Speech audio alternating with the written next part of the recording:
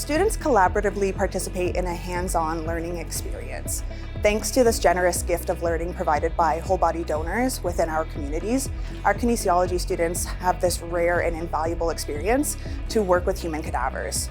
This is one of the only institutions in Canada that offers this at the non-medical undergraduate level. The first year Human Anatomy and Physiology course is mandatory, so students first encounter the musculoskeletal and nervous systems before progressing into the cardiopulmonary, gastrointestinal, urinary, and reproductive systems. My favorite part of the anatomy lab is definitely the hands-on learning. Looking at the different cadavers, looking at the different models, it really helped me learn everything from bones, muscles, nerves, connective tissues, just all around. It was a great learning experience. Our fourth-year students have the opportunity to independently complete specialized dissection projects that align with their interests and the needs of the program. Learning gross human anatomy with human cadavers provides an unparalleled educational experience, distinguishing our program from others. Not only does this experience enhance students' understanding and appreciation for the structure and organization of the human body, but it also enhances their appreciation for anatomical variation and the individual.